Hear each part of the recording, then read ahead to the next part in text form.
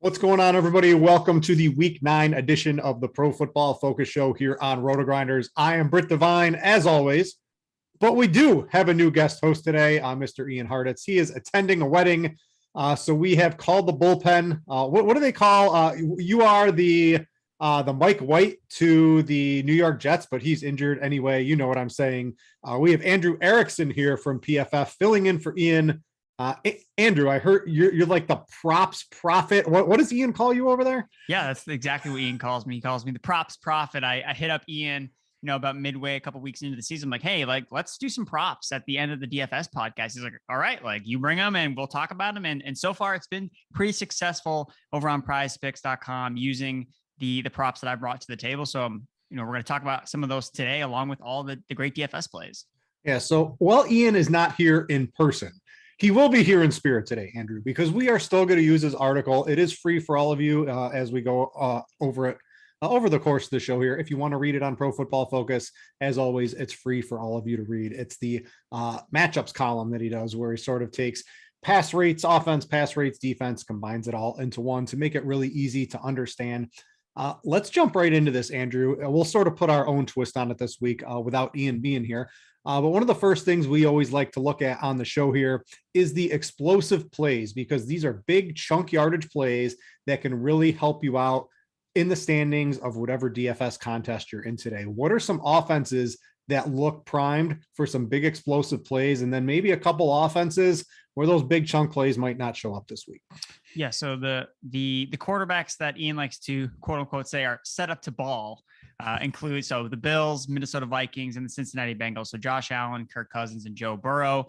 We see that they have these explosive playmakers at wide receiver, whether it's Diggs or Emmanuel Sanders, Justin Jefferson, and then Joe Burrow obviously has Jamar Chase. So you're going to see some big plays through the air for all of these different quarterbacks. And I think that's why they're all very strong considerations of DFS this week. Josh Allen's probably going to be the most popular quarterback playing against the Jacksonville Jaguars, but Cousins and Joe Burrow, a little less popular.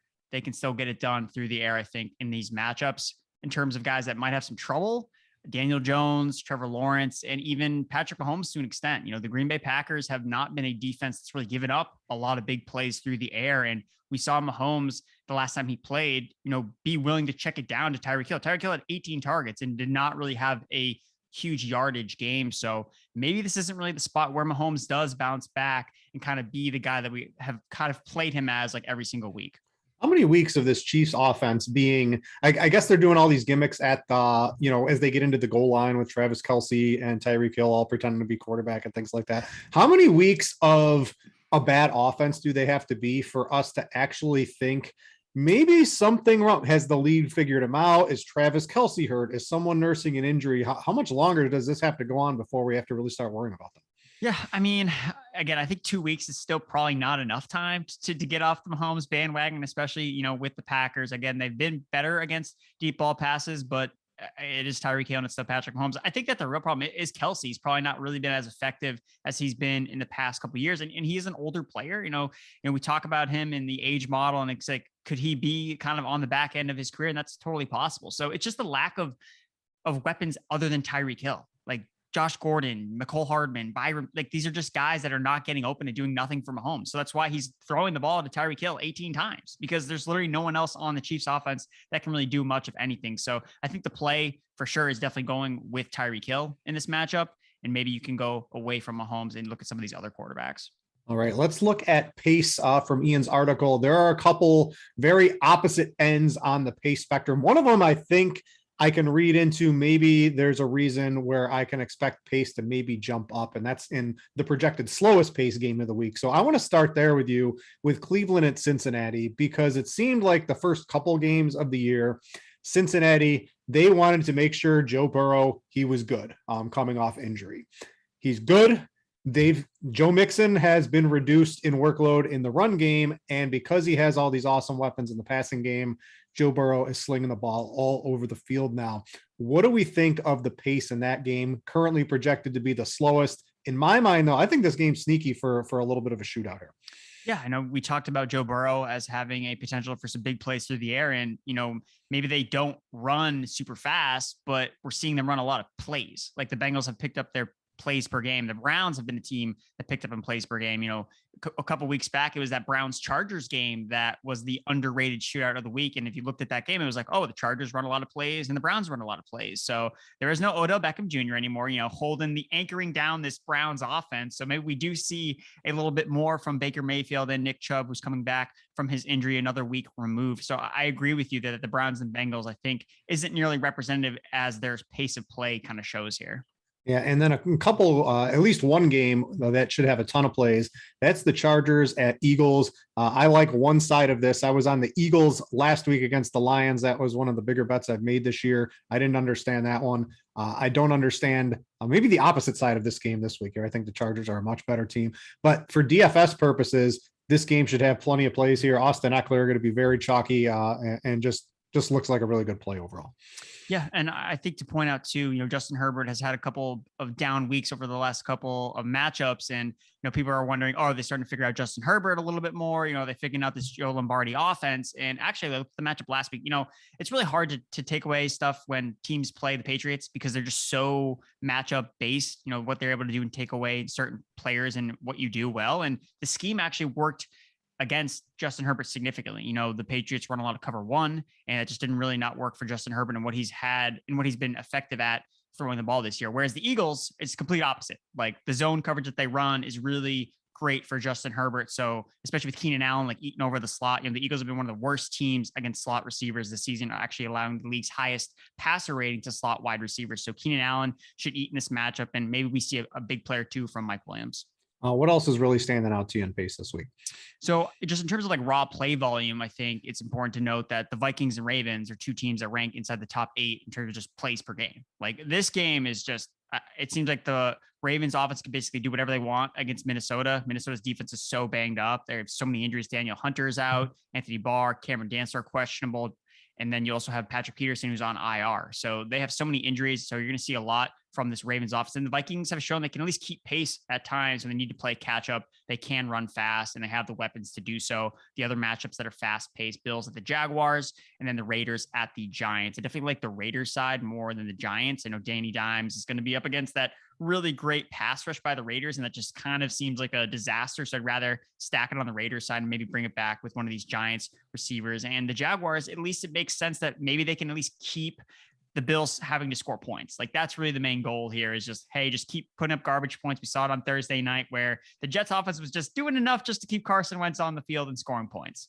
All right, let's move to some yards before contact. This is in the run game. This is, the idea of this is you want your running back to run as far as he can before a defender touches him, and you want the defense to allow that to happen as often as possible as well here. So what are some good offenses we can look at to use some running backs? Running backs have been very strange in DFS this year. The high-end running outside of Derrick Henry for a week or two, using the high-end running back has been not a great way to get a good lineup so far this year. It's been these mid-tier lineups and then jamming in Cooper Kupp or Chris Godwin and things like that. We don't really have those guys on the slate this week. So we're going to need to dig a little bit deeper. What's really standing out for you? Yeah. So some of the top running back plays. So Dalvin Cook looks like he's in a good spot. Ezekiel Elliott against the Denver Broncos defense that just is losing pieces left and right and is not nearly the unit it was when it was playing a really easy schedule to start the year. And then the Chiefs. The Chiefs should actually be able to run the football a little bit more against this Green Bay Packers front. It's actually one of the better matchups out of all of the running back matchups this week. So Darrell Williams, again, is getting not much love because of this Derek Gore thing, the $4,000 price Derek Gore on Monday Night Football, despite the fact that he played 3 snaps in the second half to Darrell Williams 30 snaps. So we'll see how much run Derek Gore gets in this matchup. But yeah, Vikings, Cowboys, and Chiefs are set up well. On the bad side of things, Bengals, Falcons, and Texans, no one's playing any Texans running backs. No one's playing Mike Davis. Joe Mixon, not a great spot for him on the ground, but we saw last week, he doesn't really need that to be effective. He didn't really do much on the ground against the Jets, but he was used in the passing game, which is obviously what you want in the PPR scoring that is DraftKings. Yeah, we saw the Derek Gore. I'm a little worried that I think they mentioned this on the broadcast too, where they basically just ran every time he was on the field. I think that they don't trust him in pass protection, and he doesn't really profile too well to be a good pass catcher out of the backfield. So I think that's going to be sort of a tell for the Chiefs. You have to wonder if teams might pick up on that, which does lead to Williams being, I think, the better overall choice for them in the backfield this week. And I think not too many people are going to be using him this week. Let's scroll down here on Ian's article just a little bit. Let me get it in the view for everybody here. Let's go combined yards per drop back. This sort of is like the explosive plays. You're not going to get Mike White combined yards per drop back. Generally not going to be too high on there, but some of the better quarterbacks like a Matthew Stafford will show up pretty good. What are some good matchups for us this week? Yeah, so the one that really stuck out the most was, again, going back to Derek Carr. He's been really efficient this year, despite playing a pretty tough schedule to start the season, a lot of tough defenses, but he's been really efficient. I know that they don't have Henry Ruggs anymore, but I don't think that's going to affect him too drastically. They have Zay Jones coming in. He can be a deep threat for this Raiders offense. They're getting Darren Waller back, the true number one wide receiver on the Las Vegas Raiders. So I think Derek Carr is an underrated player. And at least if you don't roster him specifically, rostering some of his pass catchers, which are in some good matchups here against the Giants. And on the bad side of things, it's Jalen Hurts in the Eagles passing game. The Eagles passing game has been pretty underwhelming anyway. And now you're up against a very great Chargers defense that doesn't want to stop the run, but it's great against stopping the pass. Jaguars passing game is a no-go against the Bills. And then the Giants again with Danny Dimes. The Raiders defense, great pass rush and a great secondary, much more of a team that you're looking to run the football on than to throw on. You mentioned Zay Jones. He's 3K on DraftKings in play, cash games, tournaments. What are we doing? It's a fringy play because he literally has not done a lot. I know that they've talked him up, quite frequently, but I mean, it's not like Henry Ruggs was going out and seeing 6 or 7 targets every single week. I mean, this could be the game where we see a Darren Waller, 13, 14 target game. Hey, that week 1 Darren Waller performance. We've been chasing that all season long. Hope maybe we can get something like that again. Let's close it out here. Let's get to the combined offensive and defensive EPA. This is, for some underdogs. Ian's been looking at this for a couple of years. If you can find the underdog that has a better EPA per play, generally that's been an okay bet to make if you're just sort of following that rule. Is there anything like that standing out this week? Yeah. So the underdog that kind of stands out is Carolina against the Patriots. No chance. I ain't doing that. That's why it's funny, because it's like Ian even writes in the article, he's like, yeah, like this is probably a little bit skewed to the beginning of the season when the Patriots were just not playing well at all and Panthers were playing really well. And we've obviously kind of seen the script turn on the Carolina Panthers. So would not be recommending to chase after the Panthers, as we'll get into when we do our best bets. But in terms of like a blowout alert, the Colts kind of popped in Ian's model, and we saw the Colts just put up a dominating performance against the Jets, put up a ton of points. So the Saints are one of those teams that kind of stands out as a team that could blow out the Atlanta Falcons. Over alert, the Packers and Chiefs game. I know that the total has just moved all over the place with the Aaron Rodgers news, but the Chiefs defense is still bad, and Jordan Love has weapons, so he should be able to move the football on the Chiefs. And then other upset alerts: so Eagles, Jaguars, Bears, Giants. If Cooper Rush can move the ball with Amari Cooper and CeeDee Lamb, you got to think Jordan Love, who's probably a better overall quarterback, should be able to move the ball with guys like Devontae Adams and Aaron Jones back there. That's going to wrap it up for the recap of the Mismatch Manifesto. As always, you can go read that for free on Pro Football Focus. And if you want to catch Ian, Andrew, Dwayne McFarland, we like to call him the Rock, over on the PFF waves, you can check them out over on the PFF Fantasy Football podcast feed. Basically, the only other thing I take in during the week other than the stuff here at RotoGrinders. All right, let's get into some sports bettings, and maybe I'm going to let you go here first with a couple of your picks. We're on the same one. That's the Patriots. This was my first, I bet this on Monday morning because I go to the sports book I collect, And I always tell people on the show here, if you get the early line, it's generally better than the closing line, specifically if you have a reasonable take on a team. And I just look at this and what are we doing giving the Patriots outside of this one random game against the Texans where they should have won by probably like 20 or 30, but they had some really bad luck in that game. They've been playing very well. And the Panthers, I don't even know if they're going to be with Sam Darnold. He's questionable. And PJ Walker has been absolutely horrible since he's come in mop up duty and whatever service he's had to do. I don't understand, Andrew, why this is 3.5 point line here. Are you seeing the same thing as I am? Yeah, I don't know if it's because the Patriots are playing on the road, like even though they just beat the Chargers on the road, like it doesn't matter. So I am very confused on why it is only a 3.5 line. Mac Jones has been one of PFF's highest graded quarterbacks this year, and that's really predicted more of like actual NFL success. Like not necessarily Mac Jones hasn't been a guy in fantasy that we've really been able to use, but in terms of like being good on the field and helping his team win games and being efficient, Mac Jones has delivered in that aspect. So I think that this one is pretty easy. The Patriots, if Sam Darnold plays, like Bill Belichick owns this guy. Like he's going to have him seeing ghosts out there. What do you think he's going to do to PJ Walker? It's not going to be a good outing for the Panthers. Maybe it's because, CMC is going to come back. Like, I don't know. Like maybe that's because that's when the Panthers were good, was when McCaffrey was still active and playing. So it seems like a lot to give to a running back that is not named Derrick Henry. So yeah, Patriots -3.5 is I would lock that in. Yeah, I saw a quote too from the Panthers coach that if CMC plays, he's not going to be the every snap player this week. If he even suits up, it's Friday. That information has not been completely revealed. So you will have to wait until the weekend for that one. All right. I'm going to go with the Chargers as my next one because I liked the Eagles last week against the Lions. They were like -3.5. Absolutely. The Lions are one of the bottom 2 or 3 teams in the league. And I don't think the Eagles belong in that category at all. And I think that made a lot of sense here. What doesn't make sense to me this week at the Chargers are -2, even -1.5 some places against the Eagles, because all we're giving the Chargers, we're taking away their credit because Bill Belichick was able to beat them last week. And then we're giving the Eagles way too much credit for beating up on the Lions. I mean, come on, that win doesn't really mean too much in my eyes in terms of lines in Vegas. The Chargers just seem like the much better team overall here. I think they're going to be able to do whatever they want on offense with Austin Eckler, Keenan Allen, maybe not a Mike Williams game, but those two should be great. That defense is good enough. I think the Chargers -2, even -1.5, and you can get that. Looks to be one of the better ones. And I thought it was a reasonably tough week out there, Andrew, outside of these two for me. I didn't really find too much I was really liking in terms of pure spreads. You've got a couple other ones. What are you looking at? Yeah, no, I wrote down 4 and the Chargers was one of the other ones that I had wrote down, but I did not throw it in the show sheet. You beat me to it. I will go with the Browns as underdogs, 2.5 point underdogs against the Cincinnati Bengals. And I'm kind of buying into them responding to this whole Odell Beckham thing. And really, when you look at the teams, looking at the PFF rankings, so we look at ELO rankings, offensive rankings, defensive rankings, the Browns are better than the Bengals in all 3 categories.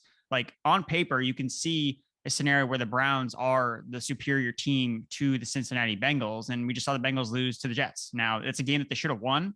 They probably sleepwalking a little bit. They are the number 1 team in the AFC coming in, and they lost to the Jets. So I do think that the Browns could give a lot of issues to the Cincinnati Bengals. They have a top tier pass rush, so they can rattle Joe Burrow a little bit more. So I like the Browns at +2.5. And then the other team is the Raiders. I've talked about them. I like the matchup with Derek Carr in this passing game. I think they're gonna be able to do a lot against the New York Giants. And Derek Carr he's been underrated. And we've seen this team respond already.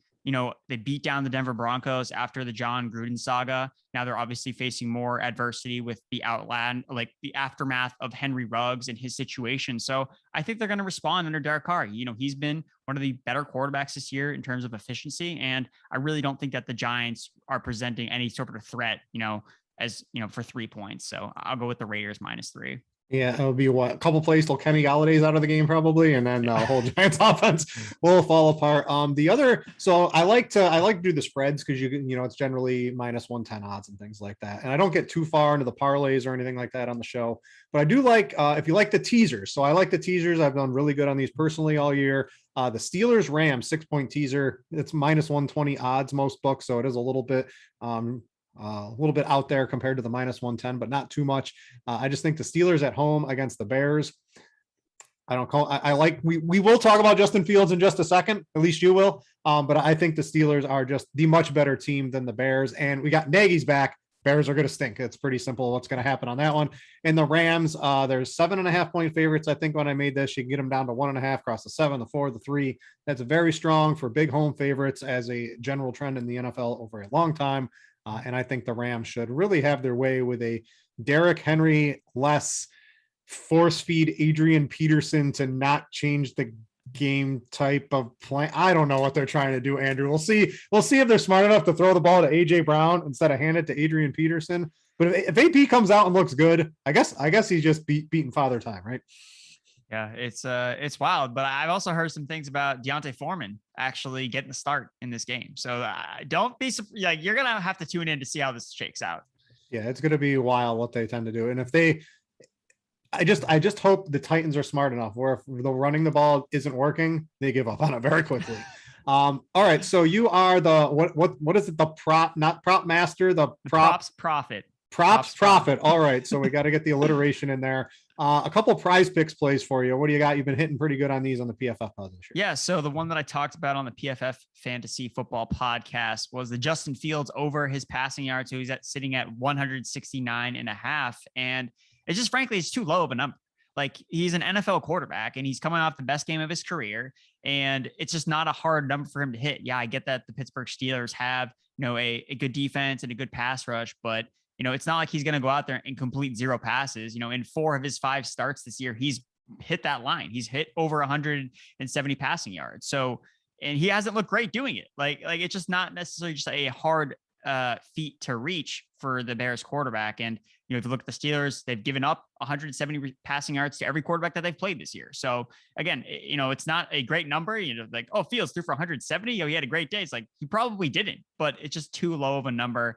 I think it should be at least a little bit higher. And then the other one that I've been getting on a little bit lately with, all this Browns news, I just got to check out these Browns props, is Jarvis Landry is sitting at 46.5 receiving yards as the clear number 1 receiver in the Browns offense. He has a 28% target share since coming back from injury. And unlike Odell Beckham, he actually has good chemistry with Baker Mayfield. So I think Landry, I think that's just an easy over on 46.5. As long as he just doesn't get hurt, I don't see how he doesn't eclipse at least 50 receiving yards. The Bengals have allowed the second most receptions to wide receivers this season. So Landry, I think, is easily going to see at least 50 receiving yards. All right. That is it from the props profit. Get those on whatever sports book, or if you don't have access to one of those, you can check out Prize Picks.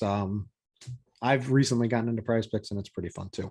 But before we get into some positional cash / tournament stuff, let me tell you about another new DFS site that I also enjoy, and that would be Jock Market. Stop throwing your money away. It's time to check out Jock Market, the app where daily fantasy becomes a stock exchange. Buy and sell shares of players in real time for real money. If you download it now, you get a 100% deposit match up to $50 using promo code Grinders. So you deposit 50, you'll get an extra 50. So you got $100. So get this: if you're a first-time Jock Market player, with that $100, they will give you a first market guarantee. That means you can lose your $100 if you're bad at picking the players. They will give you that $100 back into your account the next day. So make sure to take advantage of that when you get these free bets, free props, whatever it is. These, try to be aggressive.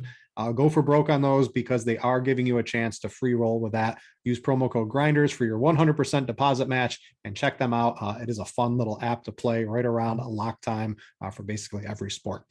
All right, let's go to quarterbacks here because I was doing my preliminary research a couple of days ago, and I'm like, Taysom Hill, he's coming back. And then we got Trevor Siemian. Looks like he's going to be the quarterback. So definitely not as excited for Trevor Siemian as I am for Taysom Hill, which has sort of left me hanging because I really liked how my lineups were looking, at least in cash, with the cheap quarterback. We have a very cheap quarterback in Jordan Love, and your lineups do look a little bit better. The problem is if you go to use him, we don't have the Cooper Kupp, we don't have the Christian McCaffrey, we don't have the Derrick Henry, we don't have those guys on the slate to really save you the money to get that super high projected player into your lineup this week. So what I'm doing, and I think is going to be the default cash player of the week, Andrew, is going to be Lamar Jackson, because this game this looks like a shootout. I didn't bet the over, but I think betting the over on this game looks pretty good. Both of these offenses should be able to do, at least the Ravens for sure, I think are going to be able to do whatever they want to do. And as long as the Vikings are able to keep Kirk Cousins in a clean pocket, which based on some of the statistics out there on the Ravens defense, that looks like a pretty high probability. This looks like a shootout. I want Lamar Jackson. He should be an 8K on DraftKings quarterback. He's 7,300. I think this is going to be the default player of the week. Yeah, he's just too cheap. And usually I've been riding Jalen Hurts in cash games basically all season long.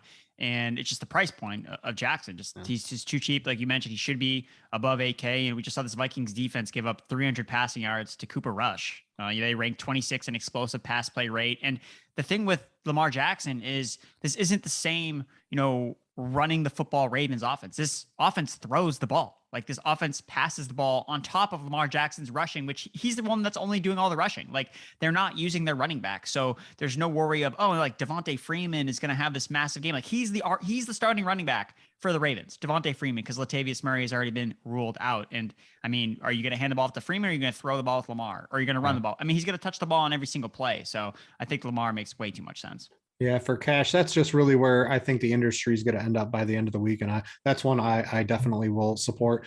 In tournaments, what are some quarterbacks, right? So tournaments, the ownership, the pricing, at least on DraftKings, I look at my Millionaire Maker article, and the total ownership of every lineup this year is being reduced drastically because the ownership is so spread out across the board on DraftKings, because their pricing is a little bit flatter than it has ever been before. What are we doing in tournaments? There's a couple guys with some upside, a couple quarterbacks. I think you can get some leverage with the field on as well.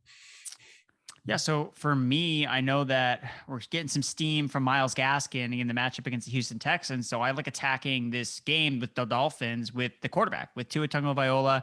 Again, over the last 3 games he's played, he's third in expected fantasy points per game. He's shown that in the plus matchups against Jacksonville, against Atlanta, he has a high ceiling. He rushes the ball a little bit. He scored a rushing touchdown last week. He's affordable. He's under 6K. So maybe you can exchange him out for your Taysom Hill lineups and throw in Tua and make a couple other changes. And I think we know exactly who to stack him with. You stack him with Jalen Waddle. You stack him with Mike Gesicki because Devontae Parker has ruled out. So it's just one of these like obvious plays that's kind of like coming into formation. And I think that just not enough people will play them. We see this happen with Brady and the Bucks. No Antonio Brown, right? Brady doubles, and then just not enough people play them. And I just think this is a really good situation for Tua, especially in an offense that just really focuses on throwing the football, even against a bad Houston Texans run defense. I mean, the Houston Texans pass defense is basically just as bad. It's just, they face teams that like to run the ball a little bit more, and Miami's not like that. Miami likes to throw the ball more than run. And does this count as revenge for Tua against the Texans? we can put that on that in the projection. So that's an extra half a point in the projection set for some revenge on Tua there. Yeah, I think Tua is fine. What I was looking at is people are going to be using Lamar. I think getting a little different with the quarterback and the other side of that game, and Kirk Cousins can be pretty interesting. It does cost more, to jam in Justin Jefferson with Adam Thielen. Maybe you sneak in Tyler Conklin, right? Maybe that's a way to get a little bit cheaper on there, because Dalvin Cook, since he's come back, hasn't really been involved in the passing game like we want Dalvin Cook, which is why I'm a little bit sour on him. I think maybe eventually the targets come back, but we've had 2 straight weeks of very low target share for Dalvin Cook, because they're pushing the ball down the field to Justin Jefferson, and Adam Thielen is always open in the end zone for a touchdown somehow. And Tyler Conklin is somehow turning into a very serviceable tight end for cheap. So you could use Cousins with them. And I think you can run, it's pretty easy run back as either Marquise Brown or Mark Andrews. I know you like Bateman. I guess we got to see, do we have Watkins practice? Did Watkins make it through practice today in one piece? So Watkins practiced today, and it's actually Rashad Bateman that didn't practice today on Friday. So he had a groin thing. John Harbaugh says that he's not worried about it. He should be fine. So it does just create a little bit more ambiguity with the secondary Ravens receivers. See. I think it's pretty easy with Marquise Brown, who looks like the clear alpha. You can also run Mark Andrews, the tight end spot we'll talk about later. It's very there's definitely some cheap plays, but the mid to high end is loaded with high upside targets this week. So I think you can do that. Run it back. My preference would probably be Marquise Brown, especially if a guy like Bateman or someone is out. That looks pretty juicy to me. Before we get any further in some of the position by position talk, I just want to tell you guys of a couple things we have going on here at RotoGrinders. We have the DFS OGs League, right? So if you want to play against Beer Makers Fan and Notorious and Head Chopper and all those, you can sign up for the DFS OGs Fanduel contest. For week 9, I'm getting, it is fanduel.com/OGs. That's OGS show. You will be able to find that and you can compete with us. There's a leaderboard. There's all sorts of fun stuff.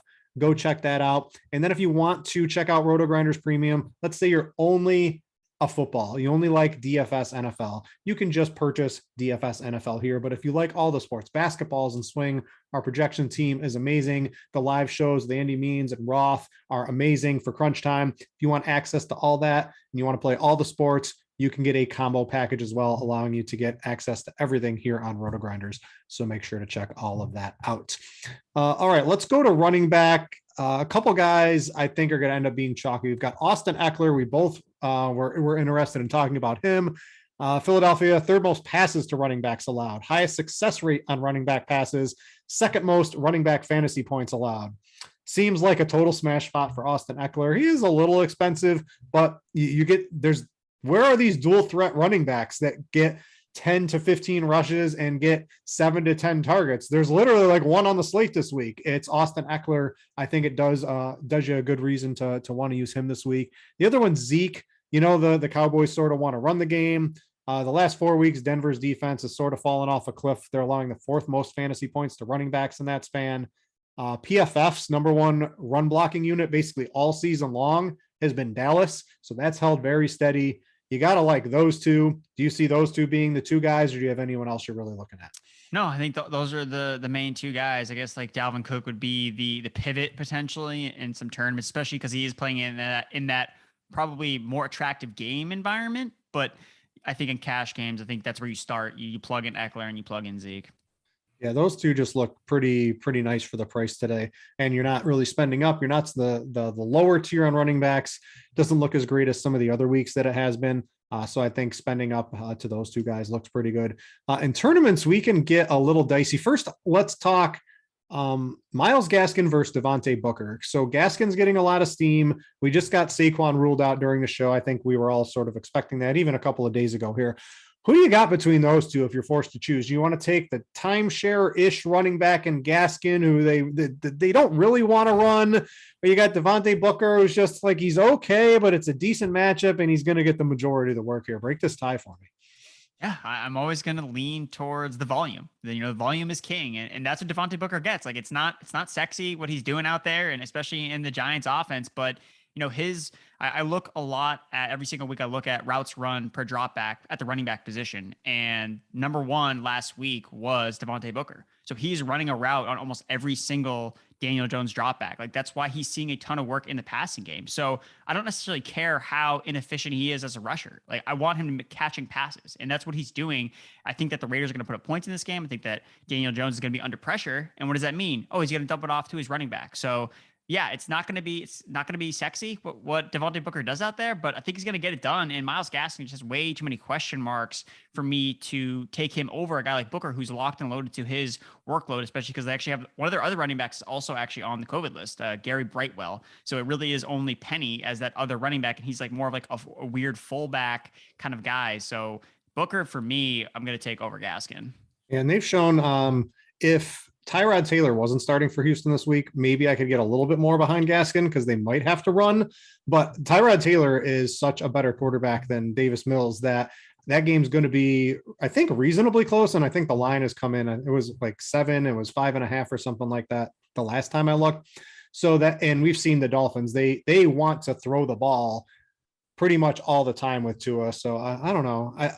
That one is going to be a very tough decision point. I have not made that decision as it stands on Friday night. I am looking at these 2 as basically my 3rd running back for cash games right now. But I think you could use, if let's say it's Sunday morning and there's a consensus that one is better than the other, maybe you just switch to the other one in tournaments. I think would be a good play. What else are you looking at in tournaments this week, Andrew? Yeah, so the other guys I like a little bit. So we mentioned him briefly when we were talking about Gore, Derek Gore, not Frank Gore, as pointed out on the broadcast on Monday Night Football. Darrell Williams, I think, is kind of just flying a little bit under the radar. I mean, you look at the Chiefs offense, they have one of the highest implied team totals on the slate. This game could get out of hand. Like Jordan Love could come in and just be awful and just be terrible in this game, throw a bunch of picks and set up short fields for Darrell Williams. So I know that the Chiefs DST is going to be very, very chalky. So why would you not want to pair him with the running back, the classic running back DST pairing? And I just don't think Darrell Williams is getting enough love after Derek Gore basically, had one drive. Like he basically played for one drive and then it just happened to be one that ended up going into the end zone. So Derek Gore, I'm not really buying into that. I would buy into Darrell Williams, who is involved in the passing game and is still the leading running back for the Kansas City Chiefs. So I like Darrell Williams and then Chase Edmonds as well. Again, he just brings a lot of big play upside. There's a lot of question marks about the Cardinals in general. Like we have Hopkins' game time decision. I saw there was a beat writer. I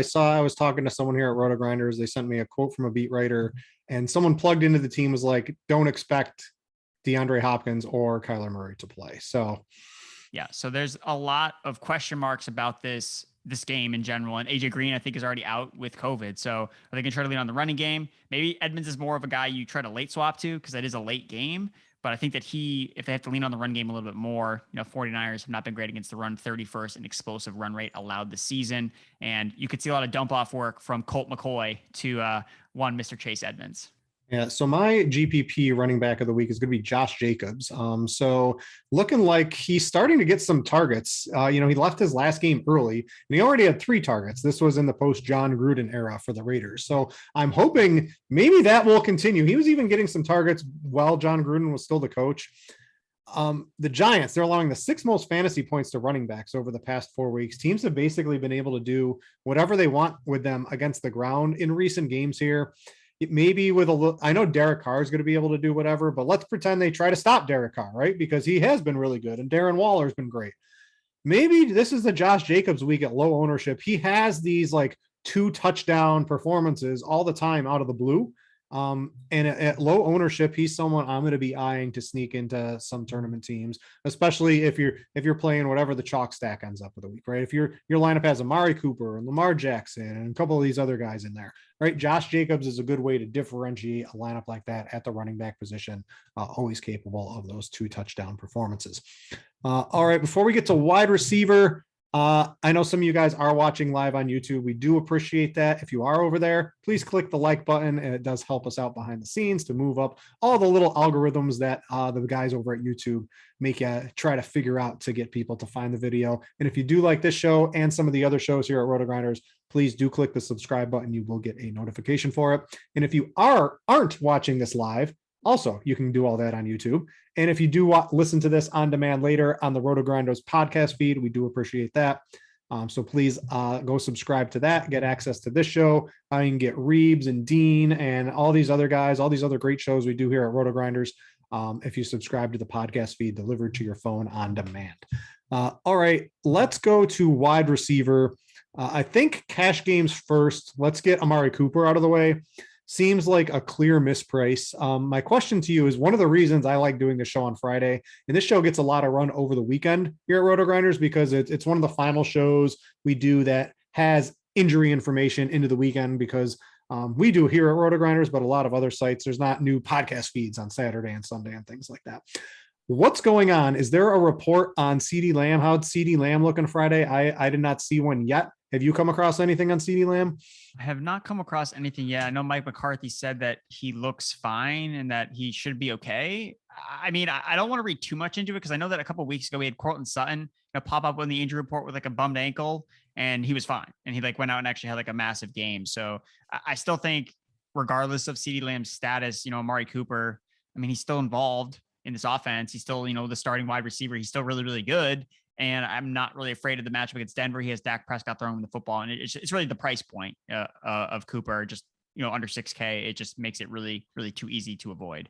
Yeah, and he's certainly someone that can always get those 10, 11, 12 targets. Generally, when the Cowboys are in a closer game, we have seen Dak be ultra efficient, though. So even on 5 or 6 targets, if the Cowboys are able to blow out the Broncos, you can see Amari Cooper get into the end zone, have a big gain or something like that to get there. And the price point just really looks good.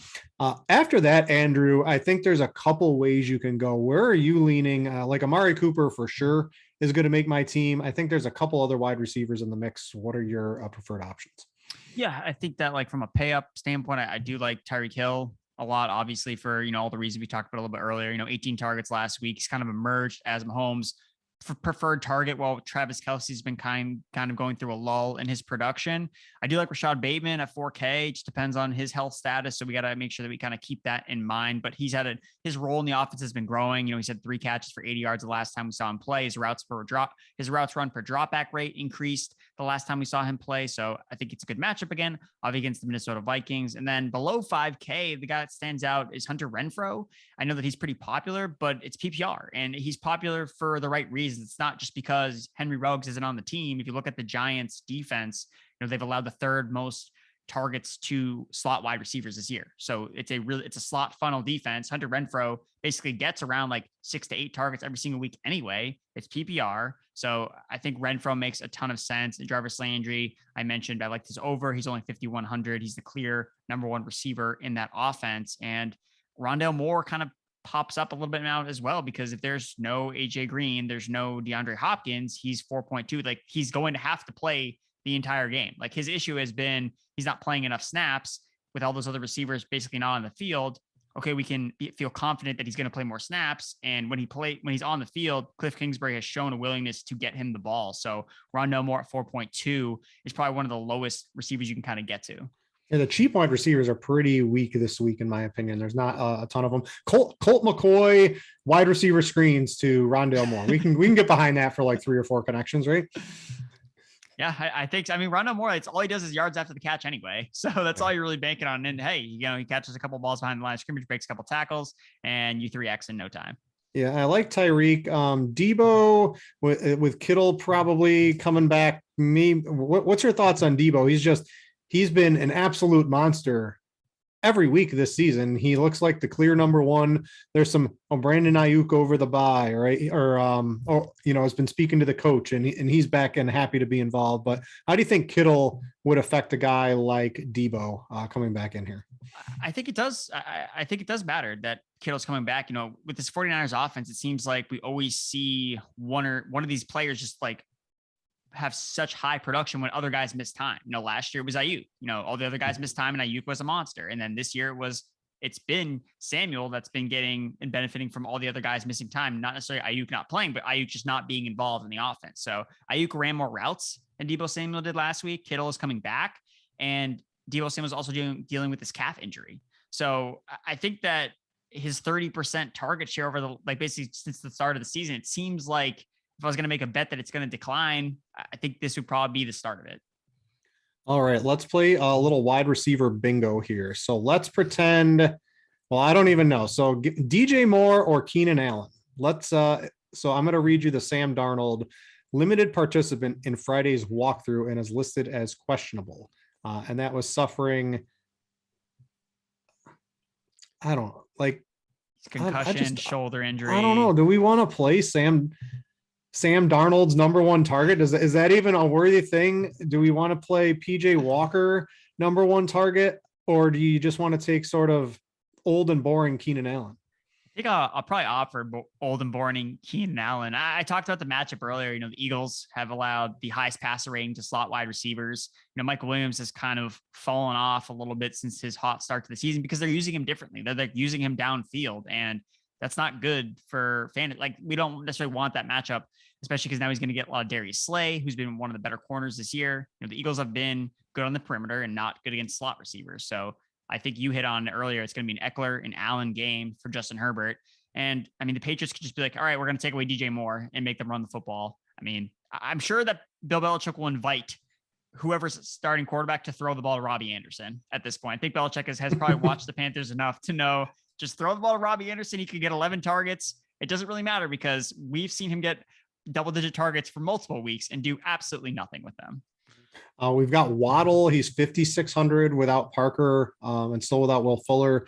That looks like a good spot. You can play, I think Marquise Brown is semi-interesting as long as maybe one of Watkins or Bateman doesn't end up suiting up. I think Marquise Brown is in store for a pretty good game there. You've got T. Higgins is 5,300. You mentioned Jarvis Landry is 5,100. Those like low 5K Higgins or Jarvis Landry. If you're going, I think for tournaments, I probably want to get Higgins just seems like he's so close to having a massive game. Like every single week, it's like he either had, a bunch of end zone targets, air yards, or just raw targets. Like we've seen this guy have games of 15 plus targets before alongside Jamar Chase still balling out. So Higgins, I'm going to keep playing Higgins until he has that 30-point game because I know it's in him. So I'm just going to keep playing him. All right. That's probably about all I got at the wide receiver position. Let me make sure. A couple GPP leverage. I had the Dolphins wide receivers, but Waddle's going to end up being reasonably owned now that Devontae Parker had a setback and isn't going to be in there. Keenan, I think, is a nice play off. Austin Eckler is definitely going to be the highest owned running back, and Keenan, we've currently got him at about 12% owned. That seems like a fine way to maybe get some leverage off of Austin Eckler because I really don't see a Mike Williams game, especially at the price that he is on Draftkings this week. All right, let's go to tight end. I got the 3 tiers, I think, this week. It's always hard. I think you can use Darren Waller if you really want to. However, the Darren Waller lineup makes you have to spend down at other places that might not be ideal because we just got Noah Fant has definitely been ruled out due to COVID. That just crossed the line. So we've got Albert. You've got the pronunciation here. I'm going to call him Alberto. Why don't you try to pronounce the whole thing for me? So it's Albert Okuwe Bunam. All right, there you go. I threw it in there so I would be able to say because he's been running. Anyway, every podcast has been talking about Alberto, and no one's saying his name. And I just wanted to give him respect because hey, this is a real guy, real NFL player. I just wanted to say his name right. Yeah, so even when he was sharing time with Fant, he was doing okay, and now he's probably going to be out there for almost every snap this week in a game that, in theory, the Broncos are going to have to pass. And we have seen when the Broncos have had to pass, they will throw the ball if they're behind in games. They will let Teddy sling it around. So Alberto, I'm not going to try to pronounce it. I'm gonna let you stick with that one. At 2,600, he's the talk of the town. I think that most people are going to use. You can pair him with Waller, but the tight end, a couple other guys would be Dallas Goedert is 47, or where is he? 4,500 even. Like ultra cheap, every snap player and that's like the tight end funnel, isn't it? Against the Chargers, you don't beat them outside, you don't beat them deep, you pepper them over the middle. That looks pretty good. And then we can go back to the cheap tight end of last week and Dan Arnold, who got there in garbage time. Don't see any reason you can't get there in garbage time again this week because it's another mop up duty, and you do beat Buffalo sort of in the middle, not on the outside too often. So those are probably the 3 tiers. I think in cash, Alberto is certainly going to be a player that is one of the highest owned of the week, but don't be afraid. I don't really like 2 tight end builds. I still think it's a little too cute to use Waller and Alberto in the same lineup. I think I like a little bit of the wide receiver upside, or maybe a little bit more safety in a running back than playing Darren Waller, who really hasn't done too much since week 1. So I guess I want to see Waller really do it one more time before I deploy him in cash. Yeah, I think that Alberto, it's the same play that we all played Dan Arnold last week in cash and it worked. So I think just now you get a guy gets even cheaper. Alberto is even cheaper. And yeah, like you had mentioned before, he has 3 catches in 3 of his games this year already, and he hasn't even played a 50% snap share. So, I think that 5 or 6 catches is well within his range of outcomes. And that's all you really need for someone that's that cheap. Yeah. What about in tournaments? What are some good options to use from? There's a tight end is pretty deep this week, in my opinion. It's usually not. Yeah, so I think that Goddard is still viable in tournaments, again, for all the reasons we like him in cash. Again, the matchup is just perfect for him against the Chargers defense. He's running routes at a crazy amount. He basically saw a 50% target share last week from Jalen Hurts. Jalen Hurts is not throwing the ball to Smith, Rager, or Quez Watkins. He's not throwing the ball to those guys nearly as much. He's throwing it to Dallas Goedert and the running back. So I think that Goddard makes a ton of sense. Mike Gesicki, he's another one of these hybrid wide receiver tight ends that's labeled as a tight end, but actually plays wide receiver really more. I know Ian points out about it, I think, on every single podcast, where he's like, yeah, Mike Gesicki never lines up in line. Like Chris Godwin has lined up more in line this year than Mike Gesicki has. So we need to change the tight end designation. And Gesicki, again, it's the concentrated target share in Miami now with Devontae Parker out of the lineup. Mike Gesicki's been the tight end one over the last 4 weeks. Like he scored more fantasy points than anyone. Now he's playing the Texans, who have allowed the most fantasy points to tight ends. Now, does that hold steady because Gesicki is a receiver? I mean, it's really more just the Texans are just a bad defense in general. So we wanted Parker in to call Gesicki a tight end, and Parker's out. He's a wide receiver.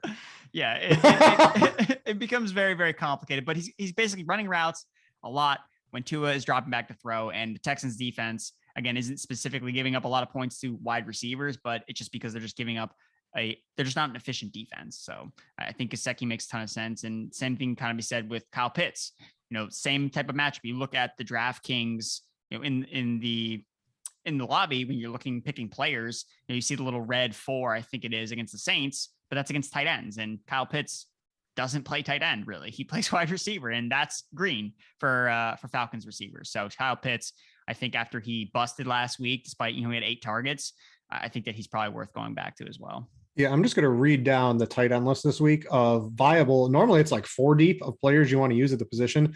Travis Kelce, Darren Waller, Kyle Pitts, Mark Andrews, George Kittle, Mike Gesicki, Dalton Schultz.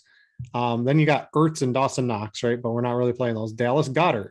We've got Dan Arnold. You've got ups, CJ Uzomah's had 2 huge games. Jared Cook can catch touchdowns. We've got Albert O. There is a wide variety of tight ends this week. If you are playing tournaments, don't stick to just 1 or 2 or even 3. If you're playing like 20 lineups, it's okay to have a very wide variety at the position this week. Normally it's not so, but don't be afraid to spread it around a little bit this week. All right, Andrew, I want to give you a round of applause for filling in for Mr. Ian Hartitz. You have done a great job, in my opinion. Tell them, all the people, where they can find your stuff if they like this pod, what you do over at PFF, what pods you're on over there, how they can find you.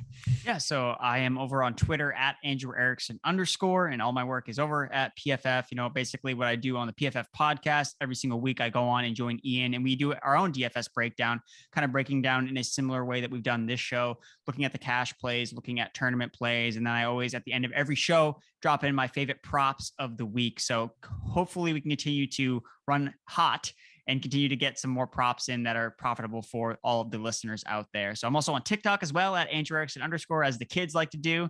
I like to try to take advantage of my youth and try to get into what kids are doing these days. So also at Andrew Erickson _ there. And yeah, multiple articles every single week on pff.com. And yeah, make sure you just go follow me, interact with me. Now, are you dancing on TikTok, or is it fantasy football? It's fantasy football related. Man, you got to dance while doing fantasy football. Yeah, that's really how you get the algorithm to really work in your favor. You got to add the dances, and yeah, so that's me. All right, Andrew, thanks for filling in. Again, I'm Brit Devine. Thanks to all you for watching, listening, downloading, however you consume this. We appreciate it here at RotoGrinders. And with that, we out ya.